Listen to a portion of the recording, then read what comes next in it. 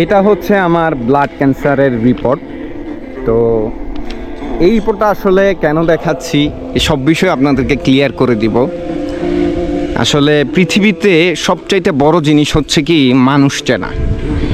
আর এই মানুষটাকে চেনা যায় হচ্ছে আপনার বিপদের সময়। এই বিপদের সময় কে আপনার পাশে থাকলো না থাকলো, এই বিপদের সময় কে আপনার হাতটা ধরে শেষ মুহূর্ত অবধি আপনার সাথে তার জীবনটা অতিবাহিত করলো, এই জিনিসটা শুধু আপনি বিপদে পড়ার পরেই বুঝতে পারবেন। এর আগে কিন্তু কখনোই বুঝতে পারবেন না যে একটা মানুষ কখন আপনার পাশে আছে, কখন আপনার সে তার লাইফটা কতটুকু পর্যন্ত আপনার সাথে জীবন অতিবাহিত করবে। শুধুমাত্র আপনি বিপদে পড়া ছাড়া কখনোই কিন্তু এই জিনিসটা অনুভব বা যাচাই করতে পারবেন না যে একটা মানুষ আপনার লাইফে তার জীবনটাকে কতটুকু লিড করছে। তো একটা সময় আমার ব্লাড ক্যান্সার হয়েছিল। এই রিপোর্টটা গতকাল রাতে আসছে আমার কাছে। তো আমার জীবনে আজ থেকে প্রায় 14-15 মাস আগে একটা মানুষ আসে। তো ওই মানুষটারে আমি আমার লাইফের বেস্ট একটা পার্সন মনে করতাম ভালোবাসার দিক থেকে। তো একটা সময় হলো কি, তাকে আমার জীবনে আনার পর কয়েক মাস পরে হচ্ছে আমি ব্লাড ক্যান্সারে আক্রান্তিত, ব্লাড ক্যান্সার রোগ হয়েছে আমার। সো এটা আমি ধরতে পারি। তো ধরার পরে আমি ভিতরগতভাবে একেবারে ভেঙে যাই এবং আমার যে পার্সোনাল বিষয়গুলো আছে আমি আমার ফ্যামিলিকে জানানোর আগে ওই মানুষটারে জানাই। আমি মনে করতাম she is my best life partner. আমি সবসময় আমার পার্সোনালিটি বেশিরভাগ সময় আমি ওর সাথে শেয়ার করতাম। একটা সময় গিয়ে যখন আমি হতাশ হয়ে পড়ি তখন আমি ভাবলাম যে না, আমার এই বিষয়টা আমার ওই লাইফ পার্টনারের সাথে শেয়ার করে দেখি সে আমাকে কি বলে, সে আমাকে কতটুকু সাহস যোগায়, কতটুকু আমাকে হচ্ছে মডিফিকেশন করে তার প্রতি। তো আমি ওকে এই বিষয়টা জানানোর পরে সেও কিছুটা আপসেট হয়ে পড়ে। আমি ভাবলাম যে সে আমার অসুস্থতার কথা শুনে হয়তো বা আপসেট হয়ে গিয়েছে। তো একটা সময় ওকে বলার পর ভাবলাম যে ওর প্রতি আমি একটা জিনিস ফিল করতে পেলাম, ওর ভিতরটা বা ওর ভিতরে এখন কি চলতেছে। আসলে একটা মানুষের সাথে যখন আপনি দীর্ঘ সময় ধরে বসবাস করবেন তখন কিন্তু তার অনুভূতি, তার সে কি ফিল করতেছে এটা কিছুটা হলেও আন্দাজ মানে করা যায় আর কি। তো আরেকটা কথা হচ্ছে কি, মানুষের চেহারা হচ্ছে অন্তরের একটা আয়না। মানুষের চেহারায় ভাসে যে তার অন্তরে কি চলতেছে, কিছুটা হলেও কিন্তু মানুষের চেহারায় ভাসে যে তার অন্তরে এখন কি বিষয় নিয়ে কথাবার্তা চলতেছে। তো আমি তার চেহারায় ধরতে পারলাম যে না, এখন আমার অসুস্থতা হয়েছে বিধায় হয়তোবা সে গিল্টি ফিল করতেছে আমার সাথে থাকতে, সে হয়তোবা আমাকে ছেড়ে চলে যাবে। এখন এই বিষয়টা আমি আবার হচ্ছে এমনভাবে ক্রিয়েট করবো যাতে সে আমার কাছে থাকে, বিকজ হচ্ছে আমি ওরে প্রচুর পরিমাণে ভালোবাসে ফেলছি। আমি কখনো চাই নাই যে সে আমার লাইফ থেকে চলে যাক, যদিও সে এখন আমার লাইফে নাই। যাই হোক, তো আমার খুবই আস্থাভাজন একটা লোক আজকে সিয়াম। তো ওর হসপিটালে হচ্ছে আমি আমার ফ্যামিলি নিয়ে যাই। যাওয়ার পরে আমি আবার নতুন করে ব্লাড দেই। তো পরে আমি পার্সোনালি ওকে কল দিয়ে বলি যে ভাই এমনভাবে রিপোর্টটা ক্রিয়েট করো যাতে করে আমার হচ্ছে ব্লাড ক্যান্সার নাই, পুরোপুরি নেই, আমি সুস্থ, এমন যাতে করে সবাই বুঝে আর কি।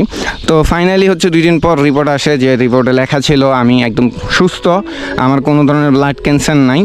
অ্যান্ড যখন সে রিপোর্টটা দেখতে পেল তখন সে আমার সাথে খুব ভালো বিহেভিয়ার, মানে সে নতুন করে হচ্ছে বাঁচার আরেকটা আস্থা পায়। যাই হোক, আমিও ওরে কিছু বলি না পার্সোনালি। ও হচ্ছে আমি আমার চিকিৎসা চালায় যাই। সে আমাকে বলতেছে যে কামাই করেন, এই করেন, টাকা পয়সা কই যায়। আমিও ওরে কেন আমার আব্বা আম্মা ফ্যামিলির কারোরেই জানাই না যে আমি যে আমার ব্লাড ক্যান্সারের ট্রিটমেন্ট গোপনই করতেছি। তো একটা সময় আমি হচ্ছে আমার যে এই গোপ্রোটা দিয়ে ভিডিও করতেছি, ওই গোপ্রোর ব্যাটারি কেনার নাম দিয়ে ঢাকা যাই। ঢাকা একটা হসপিটালে আমার চিকিৎসা কন্টিনিউ করতে থাকি। পরবর্তীতে এখান থেকে হচ্ছে যেহেতু আমি একটা বিজনেস করি, অনলাইন বিজনেস, তো আমার কাছে সময় খুবই কম। তো আমি হচ্ছে আমার যে সকল চিকিৎসার ব্যাপার স্যাপার আছে ওইগুলো মোবাইলে হোয়াটসঅ্যাপের মাধ্যমে আমি ডাক্তার এবং ম্যামদের সাথে কথা বলে হচ্ছে ট্রিটমেন্টটা নিতাম। তো আমার ফ্যামিলির আমার আস্থাভাজন প্রিয় ভালোবাসার মানুষটাও জানে না। অ্যান্ড হচ্ছে আমার বাবা মা কারোরই জানাই নাই। অনলাইন প্ল্যাটফর্মে যারা জানতো আমার ব্লাড ক্যান্সার তাদেরকেও আমি জানাই নাই যে আমি ট্রিটমেন্টটা নিচ্ছি। অ্যান্ড ফ্রেন্ড সার্কেলের অনেকেই আছে যে আমার এই ট্রিটমেন্টের বিষয়টা জানে না। তো পরবর্তীতে হচ্ছে আমি ঢাকায় হচ্ছে গিয়ে আমি ট্রিটমেন্টটা শুরু করি। ট্রিটমেন্ট শুরু করার পরে ধীরে ধীরে আমি সুস্থ হতে থাকি। একটা পর্যায়ে হয়েছে কি আমার মানে একদিক থেকে হচ্ছে ব্লাড ক্যান্সারের টেনশনটা এমন পর্যায়ে চলে গেছে, আমি স্মোকিংয়ে আসক্ত হয়ে পড়ি। যদিও এটা এখনও ছাড়ি নেই, আস্তে আস্তে ছাড়ার চেষ্টা করতেছি। যাই হোক, যখন আমার ব্লাড ক্যান্সার নাই এই কথা শুনছে, তখন সে আমার প্রতি কিছুটা আস্থা ফিরে পায় যে আমি বাঁচব। তখন সে আমার তার ভালোবাসা প্রকাশ করতে শুরু করে। এখন হচ্ছে কি, জীবনে এমন একটা লাইফ পার্টনার আমি সবসময় ডিজার্ভ করতাম যে না, আমার she is my best life partner. তা আমি আসলে যাচাই করার জন্য পরবর্তীতে আমি আবার হচ্ছে ওরে জিজ্ঞাসা করি, মানে ওর কাছেই বলি যে না, আমার তো এখনও ব্লাড ক্যান্সার ঠিক হয় নাই, আমি আর হচ্ছে এখনও মুখ দিয়ে ব্লাড যাচ্ছে, এবং কি হচ্ছে অতিরিক্ত স্মোকিং করার কারণে একটা পর্যায়ে অতিরিক্ত রক্ত যেত। তো আমি ওরা বলতাম যে না, আমি আবার ডাক্তারের সাথে কথা বলি যে মাঝে মধ্যে হচ্ছে অতিরিক্ত স্মোকিং করার কারণে নাকে এবং মুখে দিয়ে রক্ত যায়। তো আমি ওরা বলছি যে না, এটা আমার ব্লাড ক্যান্সারের কারণে হচ্ছে যায় আর কি। যখন পরবর্তীতে ওরে আমি আমার ব্লাড ক্যান্সারের বিষয়টা জানাই, ও আবার হচ্ছে নতুন করে আবার আমার প্রতি আপসেট হয়ে যায়। সে আমার থেকে দূরত্ব বজানো শুরু করে। সে আমার কাছে হচ্ছে বলতেছে যে আমার একটা বোরকা সব খুলে দেন। সে বলতেছে যে এভাবেই বুঝাচ্ছে যে তারে আমি একটা সেটেলমেন্ট করে দিয়ে যেতাম, তারে হচ্ছে আমি না থাকলে আমার পরবর্তীতে সে একটা কিছু করবে এরকম। ঠিক আছে, এটা তার এটা স্বাভাবিক। সেই একটা মানুষ যখন জানবে যে এই মানুষটার পর আমার কেউ নেই, আমার এখন সে যদি মারা যায় আমি কি করে খাবো বা কার কাছে যাব, ঠিক আছে, সে এই ব্যাপারে রাইট আছে। যাই হোক, এমনি চলতেছে। আমিও বলতেছি না যে আমি ব্লাড ক্যান্সারের ট্রিটমেন্ট করতেছি। তো আমি ভাবলাম সে যদি আমার সত্যিকার অর্থে ভালোবাসা থাকে, আমার মৃত্যুর পর, যেমন একটা মানুষের মৃত্যুর পরও কিন্তু একটা মানুষের ভালোবাসায়, আশায়, তার প্রতি টান থাকা, তার প্রতি মোট কথা হচ্ছে একটা মানুষ যখন একটা মানুষকে ভালোবাসে, তার মৃত্যুর পরেও কিন্তু তার সতীত্ব, তার দেহ, তার আত্মসম্মানবোধ ওই মানুষের জন্য রক্ষা করে যাকে সে জীবিত অবস্থায় ভালোবেসে গিয়েছিল। তো আমি একটা পর্যায়ে দেখতে ওর ভালোবাসা এতটাই গভীর হয়ে গেছে, দেখতে একদম বিরক্ত হয়ে গেছি। তো আমি অ্যানালাইসিস করতে পারলাম বা অনুভব করতে পারলাম আসলে সে আমাকে দেখানোর ভালোবাসা দেখাচ্ছে, সে রিয়েল ভালোবাসা দেখাচ্ছে না আমারে। তো আমি কি করলাম, আমি ব্লাড ক্যান্সারের বিষয়টা এমনভাবে ওর কাছে লিড করতে লাগলাম, ওর কাছে শেয়ার করতে লাগলাম যে আমি আর কিছুদিন পরে মারা যাব, আমি আর থাকছি না, আমার আর সময় নেই, আমি হয়তো বা কালকে মারা যেতে পারি। আমি এরকম ওর কাছে শেয়ার করতেছি সো সে আমার কাছে হচ্ছে এমনভাবে দূরত্ব বাঁধাচ্ছে, তার লাইফে আমার আর দরকার নেই ভাই, ওর লাইফে আমারে আর দরকার নাই। সে আমার থেকে দূরত্ব বজায় রাখতেছে, বিহেভিয়ার চেঞ্জ হয়ে যাচ্ছে, কথাবার্তা চেঞ্জ হয়ে যাচ্ছে, আমার প্রতি যে কেয়ারিং চেঞ্জ হয়ে যাচ্ছে, সব কিছুই একটা করে ও আমার প্রতি শেষ করে দিচ্ছে। তো একটা পর্যায়ে হয়েছে কি, আমার প্রচুর পরিমাণে ব্লাড হয়েছে। আমি জাস্ট তার বলছি যে আমি অসুস্থ, পারলে একটু দেখতে এসো। সে তার বাপের বাড়িতে চলে গেছিলো। সো জানি না সে আসবে কিনা, জানতাম না। তো সে আসছে, আইসা দেখতেছে যে আমার ব্লাড, প্রচুর পরিমাণে ব্লাড। তো আমি ভাবলাম যে না, হয়তো বা সে আমার এই অবস্থা দেখে সত্যিকার অর্থে যদি সে আমার ভালোবাসা থাকে, তাহলে সে আমার কাছে থাকবে, আর যাবে না। আসা যাওয়ার মধ্যেই ছিল, বাবার বাড়িতে যাইতো কন্টিনিউ আমার কাছে থাকতো না। তো দেখতেছি যে না, সকালবেলায় সে বলতেছে না আমি চলে যাবো। কিরে ভাই, সে আমার ভালোবাসে। সে তার নিজের চোখে দেখলো এতগুলো ব্লাড, আমার বিছানা একদম ভরে গেছে রক্তে, আমার ফ্লোর ভরে গেছে রক্তে। সেই অবস্থা আমার ছায়া চলে যেতেছে, সে নাকি আমার সাথে জীবন অতিবাহিত করবো এরকম অঙ্গীকার করলো মাসখানেক আগে। এখন সে আমার এই অবস্থা দেখেও চলে যাচ্ছে, তাহলে সে আমাকে কেমন ভালোবাসে ভাই। যাই হোক, চলে গেল। তা আমি ও রাগ করে ওরে বললাম যে তোমার সাথে আমার হচ্ছে না, তুমি তো চেঞ্জ হয়ে গেছো, তোমার বিহেভিয়ার চেঞ্জ হয়ে গেছে, তুমি কেমন জানি হয়ে গেছো।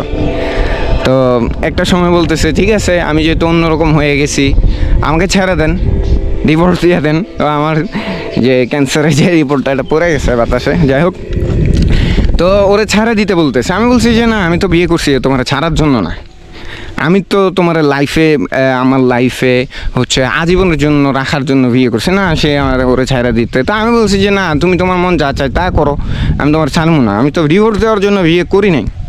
তো ওকে ওর মতো রেখে দিছি যে দেখি ও আমার লাইফে থাকার জন্য কি করতে পারে। একটা সময় গিয়ে হচ্ছে কি, ওকে যখন আমি এক পুরোপুরি ছাড় দিয়ে দিই, তো ও লাইফ নিজের মতো করে ইয়ে করা শুরু করলো, ওর লাইফে নতুন করে কারো আনার শুরু করলো, ওইটা আমি ধরতে পারি। তো আমি ওরে জিজ্ঞাসা করি যে তুমি কি আমার লাইফে থাকবা না? তো সে বললো যে না, আমি আপনার লাইফে থাকতে চাই না, আর আপনি আমারে ছাইরা দেন, হ্যাঁ আমি আপনার থেকে মুক্তি পাইতে চাই। আমি বললাম কেন? কারণ ও বলতেছে যে আমার সাথে আপনার সাথে আমার বন্ডিং যায় না। আমিও ওরে কিছুই বলি না, আমি বলতেছি যে হয়তো বা আমি তো ট্রিটমেন্ট চালাচ্ছি, আমি একটা সময় সুস্থ হয়ে যাব। হ্যাঁ, তো ওরে বলতে লাগলাম যে না, আমি তো তোমার ছাড়বো না। তো ও ছাড়ার জন্য অধীর আগ্রহ, দিন রাত 24 ঘন্টা আমার মেসেজ দেয়, আমার মুক্তি দেন, আমার আজাদ দেন, আমার ওই দেন ওই দেন। তো আমি আর কি করবো ভাই, একটা পর্যায়ে মানুষরা কতটুকু আটকায় রাখুন যায়। এত অসুস্থতা এত কিছু থাকার পরেও আমি হচ্ছে ওরে আটকায় রাখতে পারলাম না। কান্নাকাটি করছি, অনেক কিছু করছি, অনেক কিছু বুঝাইছি। ইভেন আমি আমার এই অসুস্থতা আমার ফ্যামিলিকেও জানাই নাই। দেখলাম আমার লাইফে কে থাকার যোগ্য, কে থাকার অযোগ্য। তো এই সব কিছু দেখার পরও হচ্ছে আমি অ্যানালাইসিস করতে পারি যে আমার লাইফে একমাত্র যে পার্সনটারে হচ্ছে আমি একদম অন্তর থেকে ভালোবাসছিলাম, যাকে আমি আমার লাইফের বেস্ট পার্সন মনে করছিলাম, যার সাথে আমি লাইফ বিলং করবো এবং আমার জীবনের অনেক হচ্ছে পার্সোনাল বিষয় কিন্তু করে আমি শেয়ার করছি, যেগুলো বলার কথা না। তো দেখলাম যে সে আমার প্রতি কোনো আগ্রহ নাই, কিছু মানে তখন আর কিছু করার নাই। আসলে জীবনে ক্যান্সার এমন একটা রোগ, যে রোগটা আপনাকে মানুষ চেনাইতে শিখাবে, যেই রোগটা আপনারে হচ্ছে মৃত্যুর আগে মৃত্যুর যন্ত্রণা কতটুকু কঠিন জীবিত থাকা অবস্থায় ওইটা আপনাকে অ্যানালাইসিস করাবে, বুঝাবে, ফিল করাবে। তো আলহামদুলিল্লাহ আজকে হচ্ছে গতকালকে এই রিপোর্টটা আসে। আমিও খুব এক্সাইটেড যে আমি কিন্তু কখনোই যে আমার টাকা আছে, এই আছে, ওই আছে, যে সুস্থ হতে পারবো। অনেকের আছে কোটি কোটি মিলিয়ন বিলিয়ন টাকা আছে, তারপরেও তারা সুস্থ হইতে পারে না আব্বা আম্মার দোয়ায় এবং কোনো এক মানুষের মুনাজাতের কারণে হয়তো আমি সুস্থ হয়ে গেছি। বা যারা আমার ফ্রেন্ড সার্কেল আছে সবাই আমাকে কম বেশ সবাই আমার সোশ্যাল মিডিয়াতে অনেক মানুষই আছে আমার হচ্ছে সাপোর্ট করছে এই বিষয়ে যে না, আল্লাহ তাআলা আপনাকে সুস্থ করে দিক।